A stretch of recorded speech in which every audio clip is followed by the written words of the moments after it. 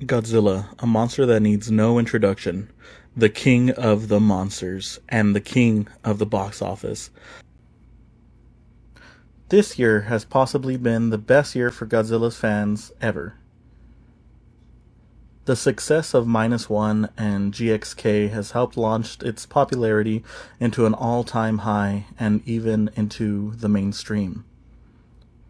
But I wanted to take a step back to the movie that started it all, Gojira, aka Godzilla 1954. Arguably, it's the Godzilla movie of all time, obviously. I didn't know what to expect except that it's in black and white, has strings, and a very adorable hand puppet that gives it -55 aura. Anyway, the movie starts out with an ocean shot with wakes from a boat. Then there is a glow in the water and the ship is attacked by something. My money is on Godzilla. The phone rings, then we meet our main characters, Ogata and Emiko. They are definitely not entering the course, or whatever Manila fans say nowadays. Ogata works on a salvage ship, and Emiko is someone's daughter. The company in charge then sends a boat to check out the wreckage, which I believe it also gets the glowing water treatment. Note to self, don't drink glowy water. More stuff happens, and now the survivors from one of the 3 ships have sank and are taken to Odo Island. This is where we get our first mention of the G-Man.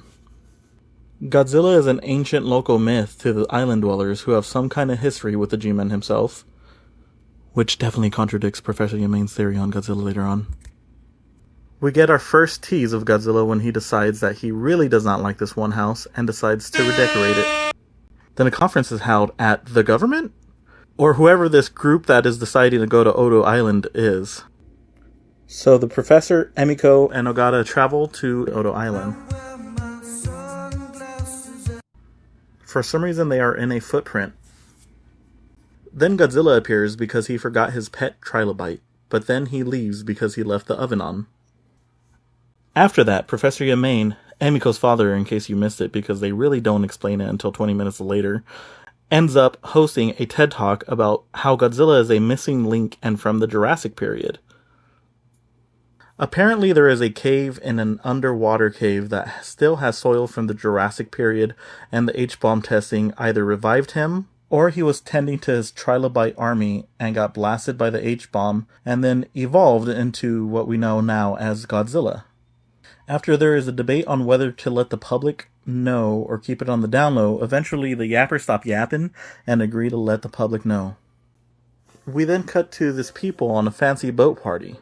They all look like they're having fun. Nothing could go wrong. Oh no, it all went wrong! After the fancy boat party incident, the government is like, we need to kill Godzilla, but Professor Yamen says, we need to keep it alive and study him because I'm a fucking nerd. Also, they want to study his radiation resistance in case the US wants to drop a 3rd bomb called Mommy. Then drops an absolute fire line. Plus 54 aura points. Then Emiko and a reporter she barely met 30 seconds ago decide to go visit Serizawa. Hey guys, quick editor's note. So for some reason I call Emiko Kimiko for the rest of the video. Don't know what happened mentally, but just roll with it. Thank you. Serizawa is excited to see Kimiko, and Kimiko says, hey pal. Fun fact, Kimiko has Serizawa in the friend zone. Serizawa has no German friends, so the reporter decides to leave. But Kimiko stays to progress the plot by staring at fish. The G-Man finally decides he's done teasing the tip and decides to go full shaft. He then proceeds to show that he hates trains, bridges, and the public works sector in general. Then we cut to everyone's favorite part of a Godzilla movie, the humans. Honestly, Ogata is there at the humane household in every shot. Ogata and Kimiko are definitely making the beast with 2 backs. Professor Yamain comes back from his meeting with the army, or whoever they were, and lets the gang know that they are going to kill Godzilla.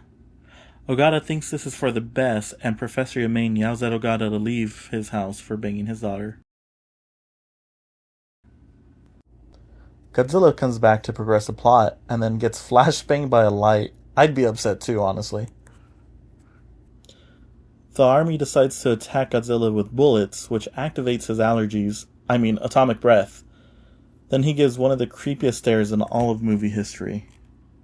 That is creepy as hell. Then they drop an absolute amazing shot, cinematic as fuck. Godzilla goes on a giant rampage through the city, absolutely devastating it. This scene right here, goosebumps. Kimiko and Ogata see all the hurt people at the hospital, which makes Kimiko break her promise that she kept to Serizawa about the oxygen destroyer. After a quickie at the hospital, Kimiko and Ogata visit Serizawa and say, "Give me that bomb." Serizawa says no, and they have a flashback to Kimiko looking at live fish, and then not so live fish. Ogata and Serizawa fight, and holy fuck, the nerd actually beat Ogata in a fight. What the fuck? Serizawa then compares the H-bomb to his oxygen destroyer, then gives a fantastic speech about not wanting to recreate the devastation of the H-bomb. So Ogata and Serizawa decide to go down to the bottom of the sea and peep on Godzilla and his thick, tail.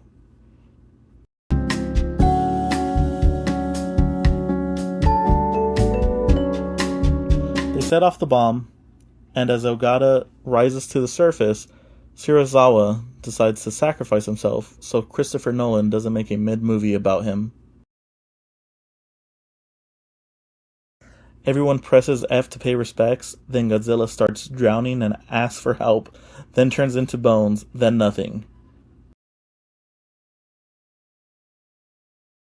So for a rating, I'm going to break it down to a few different segments. So with acting, I gave it a solid 6. It is a dated style of acting, even though they did have some moments that shine through, especially their speeches. There were some times that I did see the actors almost break character. A little funny to see. Visually, even though the movie is 70 years old, it definitely holds up. You know, it's an older movie, so you expect the miniatures and the puppetry. But the suit really comes through, especially in this black and white. They knew exactly what they did with their lighting. Their sense of scale was on point. Honestly, I was very impressed. So yeah, overall, I'm giving this a 10 out of 10. It is the Godzilla movie, the very first one. And honestly, if you haven't seen it, definitely give it a watch. It's free here on YouTube.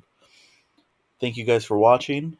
Remember to like, subscribe, and follow us on our other social medias. Our whole team works hard, and I honestly think if you're a Godzilla fan, you're going to be a fan of us. And you guys have a wonderful day and enjoy until next time.